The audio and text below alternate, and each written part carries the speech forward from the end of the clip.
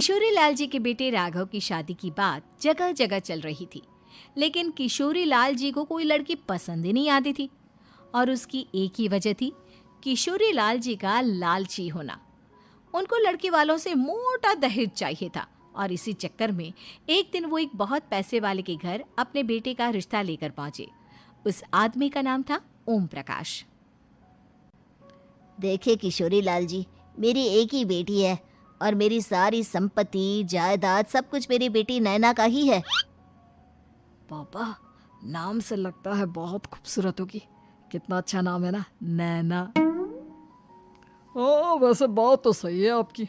अब इतना पैसा है, जमीन जायदाद है, इकलौती बेटी, आप भी क्या करेंगे?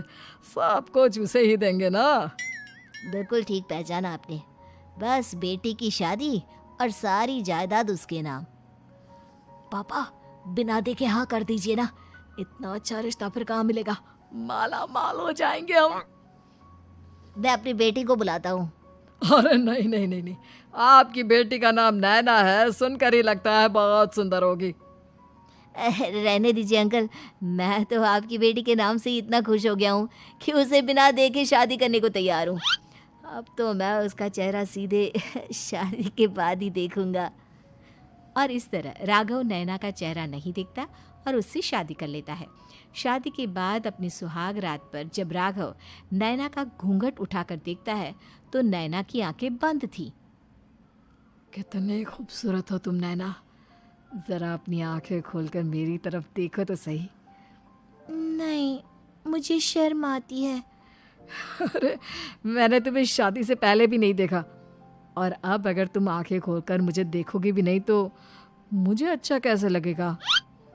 इससे पहले कि नैना अपनी आंखें खोलकर राघव की तरफ देखती, अचानक से लाइट चली गई और राघव नैना को पूरी तरह से देख भी नहीं पाया। अगली सुबह नैना राघव के लिए नाश्ता बनाकर लेकर आई।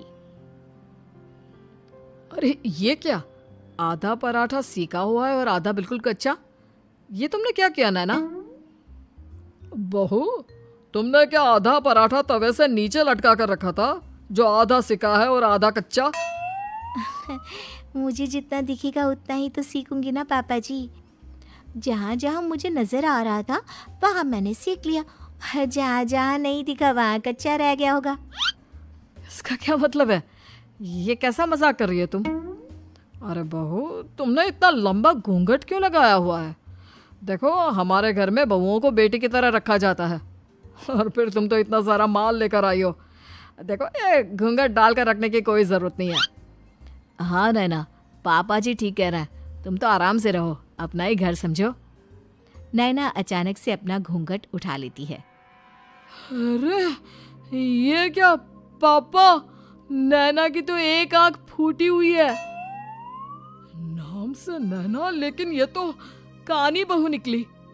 मेरे साथ धोखा हुआ है, धोखा। बिना दिखाए अपनी कानी लड़की मेरे संग ब्याह दी। मुझे कानी बीवी नहीं चाहिए। मुझे अभी ओम प्रकाश जी से बात करनी पड़ेगी। आखिर उन्होंने मेरे साथ ऐसा किया क्यों? अरे, आप लोगों ने ही तो पापा से कहा था कि आप लोग शादी से पहले मुझे देखना नहीं चाहते। अब मेरे पापा पर क्यों इल्जाम लगा रहे हैं? अरे लेकिन उन्हें बताना तो चाहिए था ना कि तुम कानी हो, एक आंख से तुम्हें दिखाई नहीं देता। किशोरी लाल और राघव नाराज होकर ओम प्रकाश को अपने घर बुलाते हैं। पापा जी, ये आपने क्या किया? शादी से पहले बताया क्यों नहीं कि नैना की आंखों में परेशानी है? अरे, आप ही ने तो लड़की देखने से मना कर दिया था। और लेकिन आप बता तो सकते थे।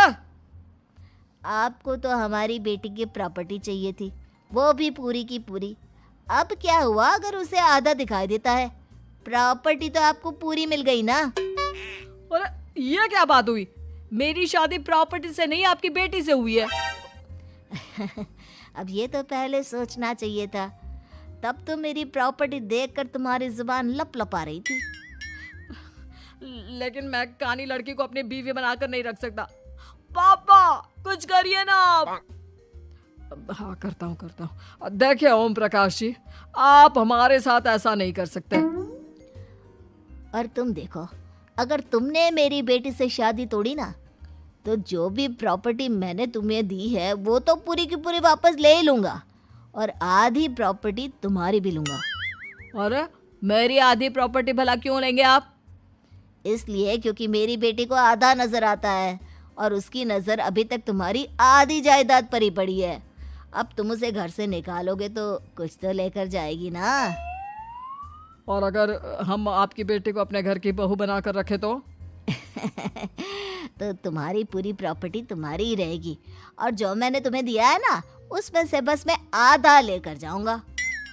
अरे लेकिन अब आप अपनी दी हुई प्रॉपर्टी में से आधी वापस क्यों लेकर जाएंगे?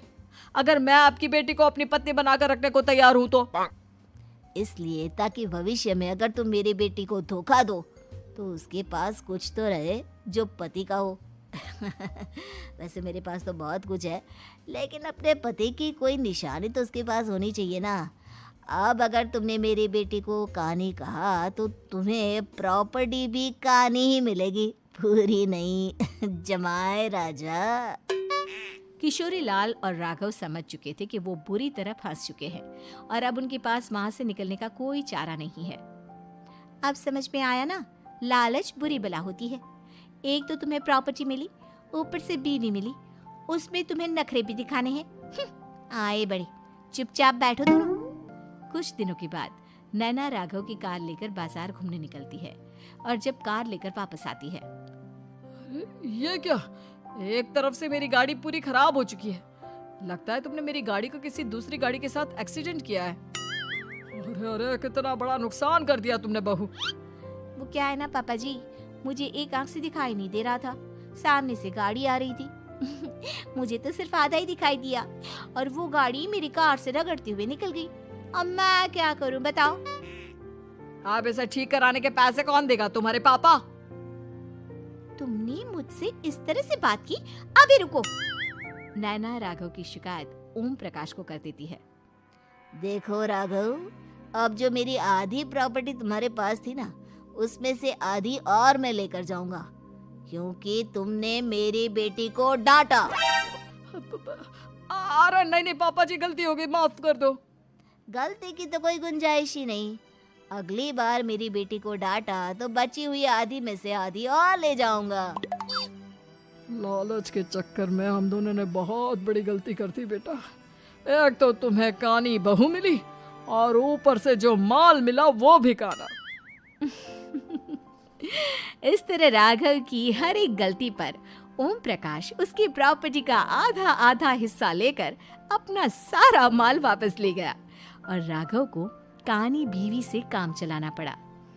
भाई लालच वाकई में बुरी बला है।